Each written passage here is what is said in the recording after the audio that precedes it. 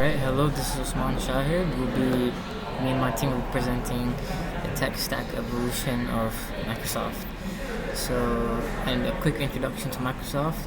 According to TechTarget, it is the world's largest vendor of computer software and a leading provider of cloud computing services, video games, computers, and gaming hardware. So, with this in mind, it's obvious to assume that they have had to change up or upgrade their stack throughout the years, as well as keep up with technological times to sustain their position as the world's largest vendor of computer software. This is why we mainly settled, or our project was mainly focused on Microsoft from the beginning. So the technology's timeline, how did their technology look 10 years ago? Um, well, from our interview, we can see that it was locally hosted.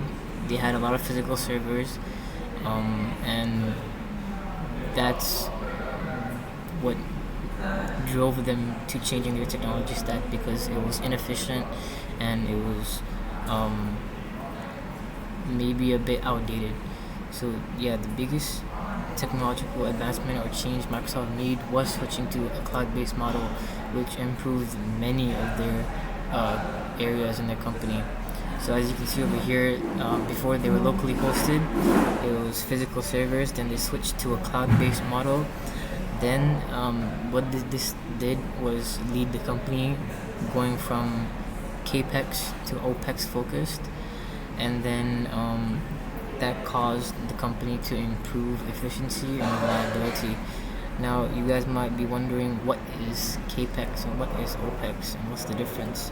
So, a capex focused company is, for example, it's a company that does upfront investment. So, all the assets that they have, they own it, and let's say the flexibility is low.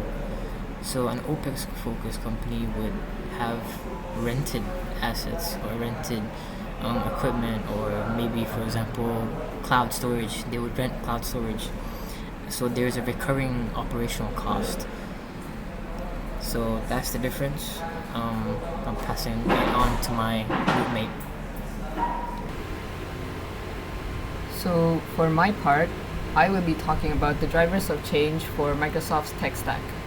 Hardware wise, Microsoft does a refresh cycle or upgrades its hardware every 3 to 5 years with ad hoc replacements for hardware failures and service upgrades to align with the current technology. Meanwhile, the older hardware is reassigned to compute less intensive services to prolong its lifespan.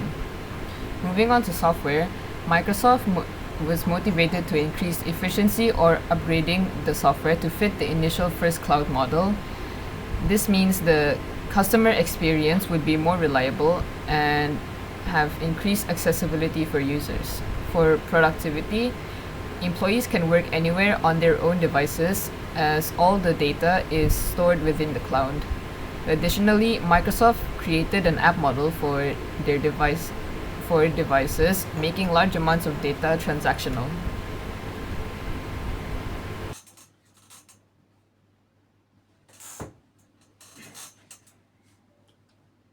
Okay, I'm going to be talking about impact analysis.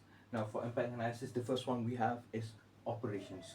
Now, in my operations, Microsoft moved to a cloud-first setup, increased flexibility, allowing scalable resource and reducing hardware dependency. However, it also introduced risk as any cloud provider downtime could affect operations. Now, in operations, this definitely helped Microsoft a lot by reducing how much it depend on hardware. But this also comes with a risk. Now, the risk are if the cloud is down, it could affect the operations. Next, we have a process. Microsoft 3 to 5 years hardware refresh cycle allows for a smoother, more organized upgrades. Moving apps to a cloud sped up process, but the transition from hybrid to cloud first posed challenges as older systems had to integrate with the new ones. So Microsoft had a system where they had 3 to 5 years and they refreshed the hardware, like it's a cycle lah. So once in 3 to 5 years they refresh the hardware, and since they have been introduced to cloud, now they're moving all the apps to the cloud, which has definitely sped up the process. But the transition from a cloud to a hardware posed challenges. So it took some time for them to get used to the newer ones. Third one we have is data quality. Cloud storage improves data quality because information can be accessed more easily and consistently. Employees no longer need to move large amount of data around since most of it stays in the cloud. This reduces duplication and errors, but there still can be risk if the system is not set up correctly. Now what they're saying in data quality is improved significantly because now it's easier for them to move any data because all they have to do is move straight to the cloud. But this also poses a risk, which if the cloud is not set up properly, it could corrupt the data, and the company will lose all the data. Fourth, we have employee productivity. Now, the cloud allows employees to access work from anywhere, boosting productivity and flexibility while helping them develop new skills. However, productivity can clip during the transition to new system, making training and guidance essential. Now, what I said in employee productivity is that now since it's just a cloud and not a physical hardware, it's easier for everyone to access, especially employees, so that they can work from anywhere. Let's say if they want to work from home, they can still access the Microsoft Cloud. Now, compared to before, where they were all in hardware, which they had to actually go to the physical office to access. So this significantly made the workforce easier, and has definitely made it easier for the workers. But it also has its down, which is it's hard for the employees to get used to. But if they get used to it, it will be a very big advantage for Microsoft. For fifth, we have customer experience. Moving to the cloud makes system faster and more reliable since only smaller transitions go across the network. Microsoft also plans to use AI customer service to speed up the responses, but combining AI with human support is the best approach to avoid issues. Now, what I said in customer experience is that the cloud is making everything more faster and reliable, but also at the same time, we've been thinking about adding AI customer service. Now, since if they change it to all AI, it's going to be issue. So they're putting a hybrid, which is half AI, half people. So it still consists of employees, but they have made the other half into AI. Last but not least, we have risk posture. Microsoft reduces risk by following international security standards like ISO 27000 and ISO 27001. Now, by using compliant cloud providers to enhance security and reliability while reducing hardware failures. However, cloud adoption brings new risks such as cyber threats or provider failures and future. Hi guys, so my part is recommendation. So for the point one is use more than one cloud service. Okay, so right now most of the company work is already in the cloud, but in the future we shouldn't really on just one vendor. Instead, we can use a mix of different cloud providers, or even combine cloud and on-premises.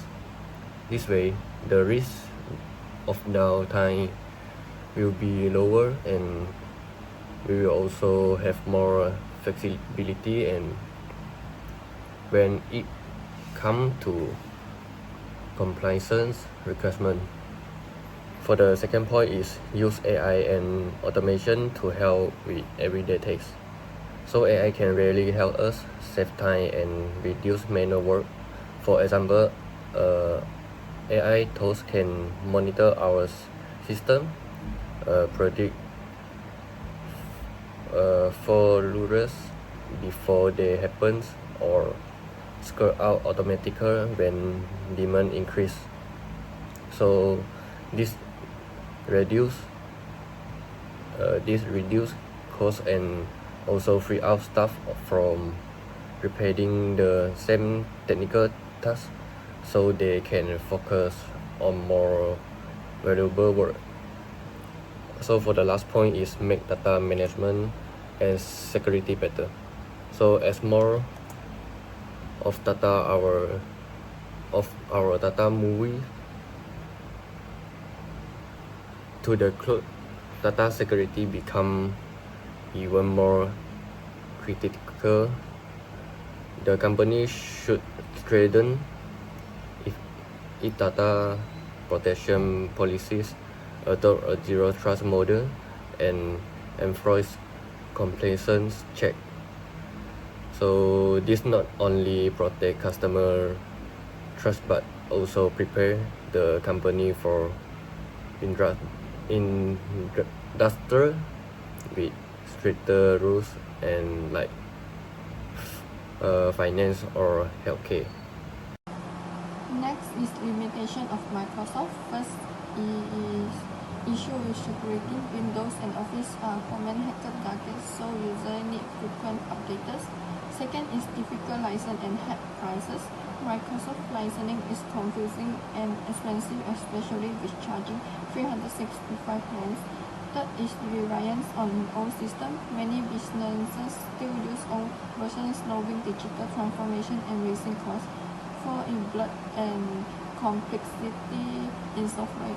Windows, Teams, and Office are resource heavy with too many features for basic users. 5 is window login.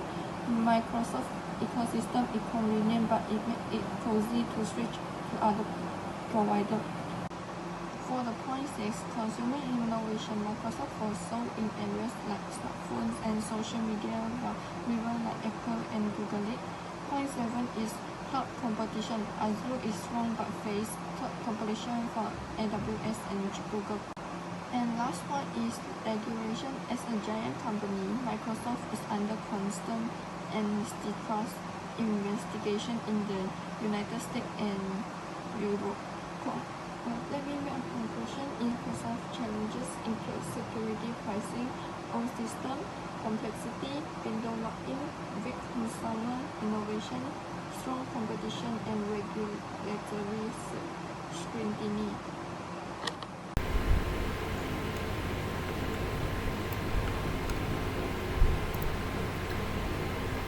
In conclusion, all companies, including Microsoft, need to upgrade their technology to keep up with the changing times. So, over the past few decades, Microsoft has focused on cloud-based models, improving productivity, security, and services with upgrades and AI integration. However, challenges still remain, such as supporting businesses that rely on the older systems, making it important for Microsoft to continue modernizing to stay competitive in the digital world.